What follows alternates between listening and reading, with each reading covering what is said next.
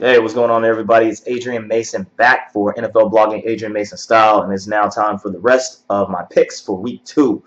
Week 1 sucked. Let's just put it that way. It sucked for me as far as picks goes because I went 6-10.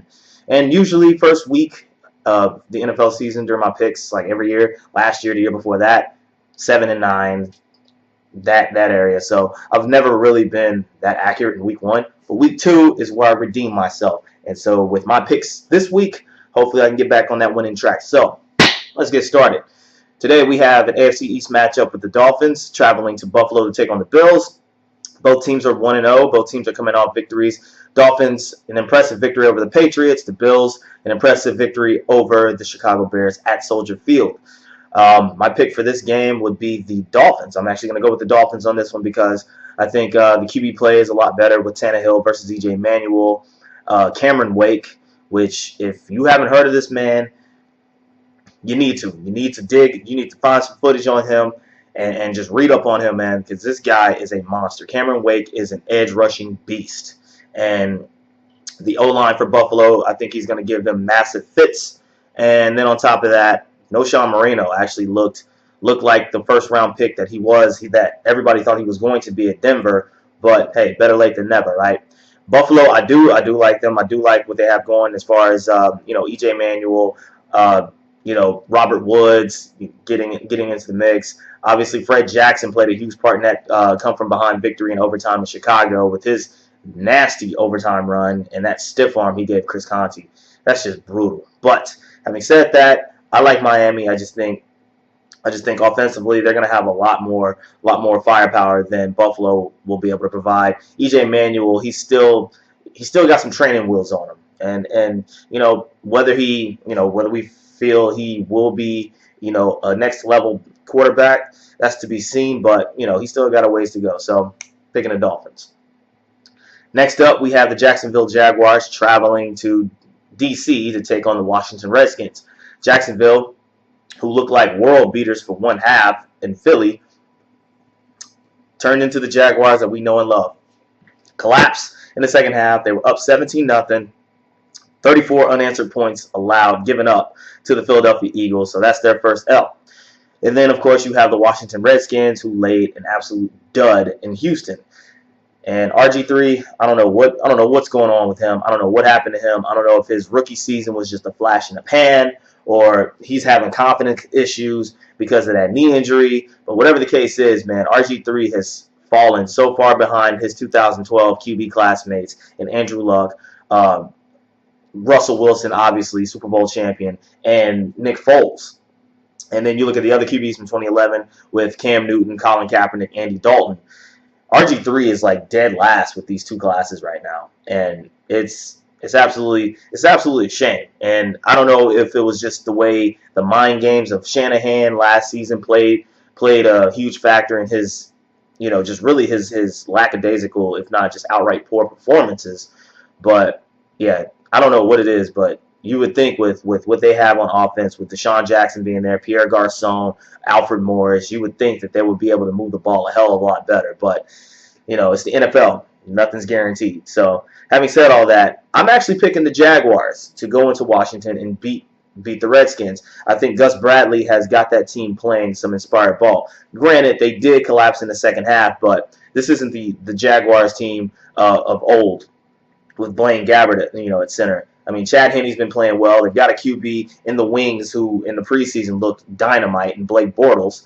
Obviously, they're going to be without Cecil Shorts, but Alan Hearns, undrafted rookie who definitely showed his ass last week. 2 touchdown catches. I think he's going to have a big game. And, of course, that defense. That defense, obviously, Gus Bradley comes from Gus Bradley was the architect behind the defense for the Seahawks. And he's bringing that aggressive mentality. Heck, he's even got a couple players from Seattle on that defense. And I think that RG3 is still not there. I don't know if he's ever going to get there, but it's not going to be this week. I've got the Jaguars. Next up, we have the Dallas Cowboys traveling to the Music City to take on Jake Locker and the Tennessee Titans. Dallas Cowboys. I was at this game. I was at the 49ers Cowboys game for obvious reasons. And, their defense is still the defense from last season. And I don't know what the hell was in Romo's head offensively, because, yeah, you all saw the game. You've seen his decision making. It was like the most ridiculous decision making I've ever seen. And of course, a lot of the sports analysts, NFL pundits, they're gonna keep making excuses. They're gonna keep apologizing for him. And let's see, 2 seasons ago, I actually did a rant on just the coddling of Tony Romo. Now, let any other QB do what he did. Let Jay Cutler do what he did. Do what Romo did. Let Kaepernick do what Romo did. Heck, Jake Locker, Nick Foles. Let any QB that is not named Tony Romo do what Tony Romo did last week, and yeah, they would get raked under the coals. But everybody keeps apologizing for him. He only played so many snaps in the preseason. So what? If you knew that he was still cold from preseason, then let Whedon run it. But you invest $108 million in that man, and so you got to get him out there. And they paid the price.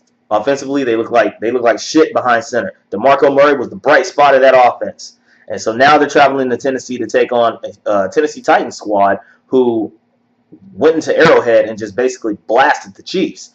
Ken Wisenhunt, former offensive coordinator or former head coach of the Arizona Cardinals, former offensive coordinator for the Chargers last season. You've seen what he did with that Chargers team last year. Increased offensive yardage, increased points. Phillip Rivers definitely was a comeback player of the year thanks to Wisenhunt and what he did. And so now you have Wisenhunt as the head coach of the Tennessee Titans. So now he's taken Jake Locker, and he's definitely improved that offense. And I'm picking the Titans because, for one, Dallas's defense is still horrible. They're still horrid. What more can we say about that defense? They're a sieve, and they're in hostile territory. And I think Jake Locker, Delaney Walker, Justin Hunter, I think they just have a big game. And of course, if Romo's still making these poor decisions the way he did last week against the 49ers, it could be a blowout. But I'm picking the Titans to win this one. Next up, we have the Arizona Cardinals, who came from behind to beat the San Diego Chargers last Monday night. And they traveled to MetLife or Jersey or New York, however you want to call it, to take on the New York Giants, who looked absolutely horrible against the Detroit Lions. Arizona with Carson Palmer behind center, who's had a bit of a renaissance. That offense is his, and he's figuring it out. He's got weapons on the outside with obviously Larry Fitzgerald, future Hall of Famer. You got Michael Floyd, who's the #1 receiver in the wings, and then John Brown, rookie, who's got some burners. And if Andre Ellington is healthy, obviously the NFC West is without a doubt the most physical division in the National Football League. And if they play the way they're playing, Seattle and San Francisco, they've got some serious comp. And they're heading into MetLife to take on the Giants team, who obviously with the new offensive coordinator, they still haven't gotten their bearings yet. I mean, everybody's pointing at Eli, throwing interceptions left and right, but when you have receivers who are running the right routes and who are dropping passes, things of that nature, it's going to make it very hard for a QB to get in rhythm. And it's because of that, and because of how nasty the Cardinals' defense is, I'm going with the Cardinals. Sorry, Dad. Sorry, Jonathan. Arizona, I just think they just have a much more complete team than the Giants are going to field today.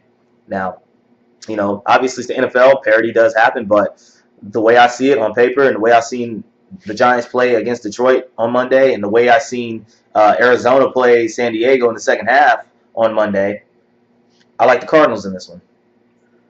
Next up, we have the New England Patriots traveling to Minnesota to take on the Vikings, and both teams, well, not both teams, actually the Patriots are coming off that loss against the Dolphins, first time in the Belichick era really the first time since 2001, which was Belichick's first year as head coach, that the Patriots are dead last in the AFC East. Granted, it's only one game, but it's still true. They're taking on a Vikings team who are without Adrian Peterson because, for God's sakes, the most nerve-wracking, the most frustrating week in NFL history. Wow. Yeah. I don't know if you've been paying attention to the news lately, but Adrian Peterson is embroiled in a child abuse case. And, another subject for another day, but He basically, the Vikings basically deactivated him for today while he handles that situation. And so you have a Vikings team without Adrian Peterson. Now, having said all that, they do have a dynamic second-year player in Cordero Patterson. And if you watched him last week against the Rams, who they blew out without any kind of effort whatsoever, this kid can go. This kid is going to be a dynamic player. 3 rushes, 102 yards as a receiver. So he can do it all. He can catch passes. He can run the ball. He can return punts. I mean, hey, he's going to be dangerous. And I mean, Matt Castle played a competent game. But I do like the Patriots in this. Really now, for the simple fact that Peterson's not going to be in this game, I definitely like the Patriots in this because Belichick is not going to let his team slip to 0-2. And, of course, him and Brady, they're very prideful. And just, nah. I don't see it happen. I don't see the Patriots going 0-2 in this one. I like the Patriots. Next up, we have the New Orleans Saints, who are coming off of an overtime loss to the Atlanta Falcons, different bird, different region. They travel to Cleveland to take on the Cleveland Browns, and both teams are coming off losses. Basically, the Browns had to scramble in the second half to make a competitive game against the Steelers, but they fell thanks to a last-second field goal by Schweissen. And of course, the Saints fell thanks to a last-second or an overtime field goal, thanks in part to Colston's fumble to Matt Bryant. So both teams are on one. Both teams are coming off of heartbreaking losses. And this is my upset pick of the week. I am picking the Browns. The Saints do not have a sparkling record against the Cleveland Browns for some reason. Now, of course, everybody's going to say the Saints with that high-flying offense of Drew Brees and, guys like Brandon Cooks and Jimmy Graham and Kenny Stills and Mark Ingram running the way he's been running, and of course that Rob Ryan defense, which obviously was absent last week. They're thinking, okay, they're just going to go into Cleveland, march in there, and knock them down. Sorry. I looked up their record all time, and the Browns have the Saints number, and I think they're going to have it this week. Basically, Brian Hoyer is playing some inspired ball. For one, he does not want to let that number 1 QB spot go to the hands of a certain rookie QB. And then, of course, you have Terrence West, a rookie running back who actually has stepped up big time last week because Ben Tate's out once again. And, of course, if you know Ben Tate's story, every time he gets hurt, a running back comes in his place and steals his spot. Arian Foster did it when Ben Tate tore his knee as a rookie at his rookie season in Houston. Now he's hurt again, and you got another rookie running back stepping in to take, once again, his spot. And Terrence West, 16 carries, 100 yards and a TD versus the Steelers. That's impressive, folks. And the thing is that, it's in Cleveland, and I don't know. I do know. The Saints don't play well on the road in open grass stadiums. They just don't. And I don't see them just walking into Cleveland. Yes, Cleveland. I don't see them walking in and just, running roughshod. Now, if this was a dome, yeah, I'd say the Saints big time. But it's open stadium. That Cleveland fan base, even though it's a miserable city, miserable town, and good God bless them, they will definitely have that stadium rocking for Cleveland. I see Cleveland with the upset here. All right, what we got next? Oh, we have the Atlanta Falcons, the aforementioned Atlanta Falcons, traveling to Cincinnati to take on the Bengals. Both teams are coming off of victories. The Falcons beating the Saints, as I just mentioned, and the Bengals beating the Baltimore Ravens. So both of them got really vital division wins. And so you have a Falcons team with Matt Ryan high-flying, threw for a franchise record, a career best, 445 yards. And, he's looking like the Matt Ryan of 2012, where he just had total command of that offense. Now, of course, they're going to be hurting because that offensive line took some hits last week. Their rookie, was it left tackle or right tackle? Jake Matthews. He's out. So now they're going to go with Gabe Carimi. And there's a reason the Browns got rid of this man, folks. And, of course, I remember when he played Monday night game against the 49ers. And funny thing is, those two teams play each other tonight, and I'll get to that in a minute. But Gabe Carimi is a turnstile. Alden Smith had his way with him. 5.5 sacks that game. Gabe Carimi is a terrible. I don't know why the Bears wasted a high round pick on this guy. Obviously, they were desperate for O-line help, but obviously that didn't work. Now he's in Atlanta, and he's going to be starting in Jake Matthews' absence. That's going to be a problem because the Bengals do have a very nice defense, and Geno Atkins is a beast. And, of course, you have Andy Dalton, who was a part of the $100 million QB club, and you got Andy Dalton, A.J. Green, Giovanni Bernard, and then, of course, that defense with Geno Atkins leading it. It's going to be a close game, but I like the Bengals at home. Next up, we have the Detroit Lions traveling to Carolina to take on Cam Newton, who's making his debut this season after sitting out the opener with the rib injury, and the Carolina Panthers. Battle of the Cats. Battle of the Blue Cats. So, you have Matthew Stafford with Megatron, who is the best receiver today. You have Matthew Stafford with Megatron, Golden Tate, Joy Bell, Reggie Bush, Foria. They have a high-flying offense. However, Carolina has quite possibly the best front seven in the league. So you got Greg Hardy, you got Luke Kuechly. I'm sorry, folks. As much as the Lions are a high-flying, high-scoring team, that Panthers front seven is nasty as hell. And with Cam Newton back, I see the Panthers squeaking this one out. I see a 23-20 game. That's how I see it. Cam Newton's back. He wants to show out. He wants to show everybody that he's back and he's good. That front seven is going to help him defensively. I like the Panthers in this one. Next up, we have the St. Louis Rams traveling to Tampa Bay to take on the Buccaneers. And if you've seen the Rams, you know that they are depleted as hell. They lost Sam Bradford, and now they're without Chris Long, their defensive end, for about 8 to 12 weeks with an ankle injury.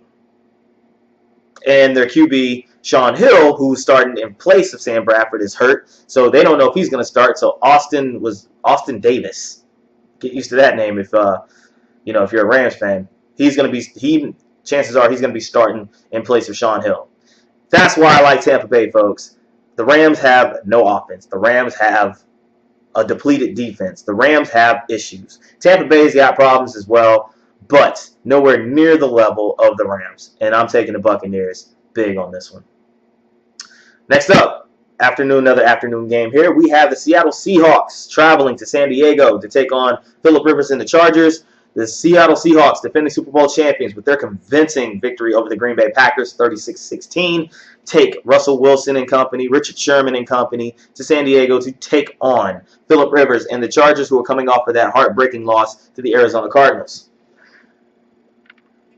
Seattle on the road, they're a different team. You see them play at home, they are damn near invincible. On the road, they're a little bit vulnerable, but they have way too much firepower on offense and defense, and they're just a team that's humming right now. And yeah, I like the Seahawks in this one. Chargers are going to make it competitive, but I think Russell Wilson gets one or two plays in the clutch to get that, get out of Dodge victory for the Seahawks.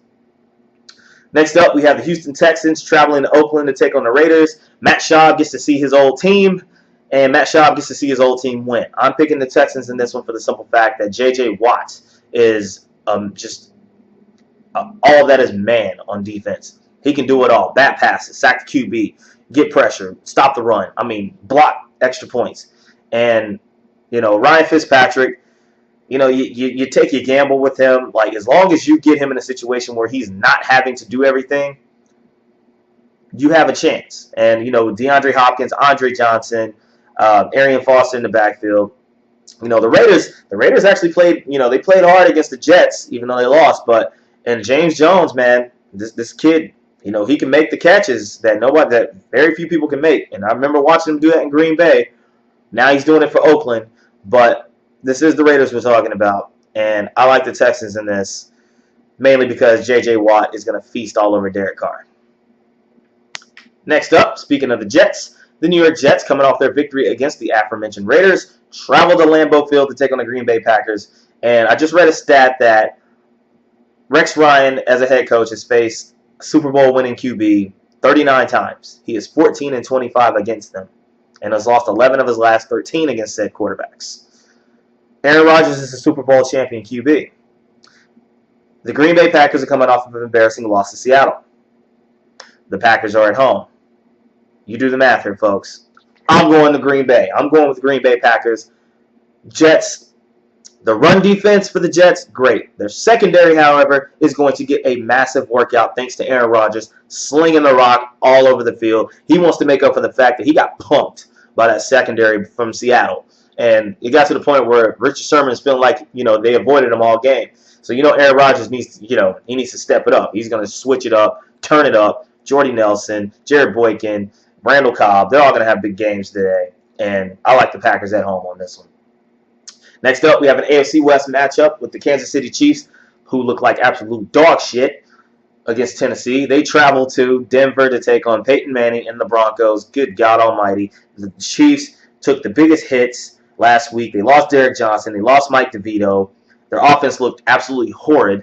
And they're going to Denver to take on a Broncos team that is loaded for another Super Bowl run. Broncos, folks. Big. Next up, we have the Sunday night game between the Chicago Bears traveling to the brand new Levi's Stadium to take on the 49ers, who are coming off their victory against the Dallas Cowboys. The Chicago Bears, obviously, they took a huge loss to the Bills. How they let them beat them? Well, Cutler. And now Cutler could be in a situation where he will not only be without Brandon Marshall, but possibly Alshon Jeffrey as well. His two biggest receivers, his two baddest receivers, the best receiving core in the National Football League, and Jay Cutler may be without them tonight. And, of course, their run defense is a sieve, which means Frank Gore and Carlos Hyde could have big games today. For the 49ers, obviously a lot of analysts and pundits were talking about their preseason performance and how bad they were and how that was going to carry over into the regular season and how Dallas was going to beat them. And yet the game that I went to last week told a totally different story, and those same pundits aren't saying shit. They're trying to sweep it under the rug like they didn't say all that. But like I said, you have Jay Cutler with his careless passes. You have Jay Cutler without possibly his best receivers. And then on top of that, their run defense is terrible, which obviously, Harbaugh, run the game, run the rock, pound the rock. And Kaepernick, who looked efficient and cool, calm under pressure against Dallas last week. Obviously, it's a brand new stadium. It's opening the brand new stadium, Levi's Stadium. There's no way in hell that they're going to sit there and lose their home opener. Niners.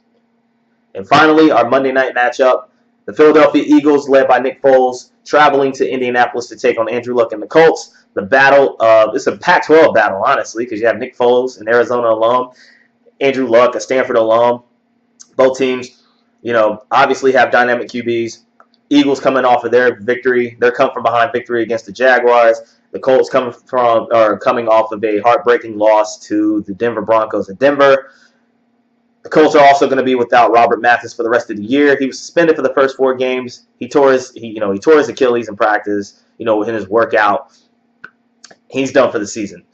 This is going to be a shootout. This is going to be an absolute shootout. You have Chip Kelly in that high-powered offense. You have the Colts with Andrew Luck, T.Y. Hilton, and Hakeem Nicks and Derek Rogers. This is going to be a shootout. This is going to be a passing war, and I'm going to go with the Eagles on this one, 34-31.